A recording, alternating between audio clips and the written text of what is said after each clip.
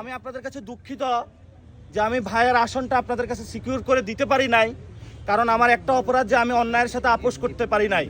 আমার কাছে অনেক ক্রিমিনাল এসেছে, বলেছে আমাদের সাথে ডিল করুন, তাহলে আপনাকে নির্বাচনে জিতিয়ে দিব। আমি বলছি না। অনেক ব্যবসায়ী গোষ্ঠী এসেছে যারা বাংলাদেশের টাকা পাচার করেছিল, তারা বলেছে যে আমাদের সাথে ডিল করো, তোমার যত টাকা প্রয়োজন তোমাকে দেওয়া হবে। আমি বলেছি না।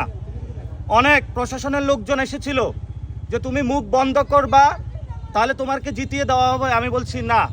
তা আপনারা দেখেছেন আমি জনগণের উপরে বিশ্বাস করেছিলাম।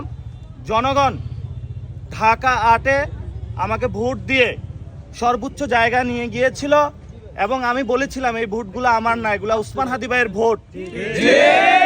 আমি আপনাদের কাছে দুঃখিত যে আমি ভাইয়ের আসনটা আপনাদের কাছে সিকিউর করে দিতে পারি নাই, কারণ আমার একটা অপরাধ যে আমি অন্যায়ের সাথে আপোষ করতে পারি নাই। বর্তমানে যে পচা গলা সিস্টেম, এটা আমি মাইনা নেই নাই। এবং ইনশাল্লাহ আমরা ওনার যে পথ, ইনসাফের রাজত্ব, আমরা শুধু ঢাকা 8 নয়, পুরো বাংলাদেশে ইনশাল্লাহ ছড়িয়ে দিব। তরুণ প্রজন্ম মাথা নত করবে না ইনশাল্লাহ।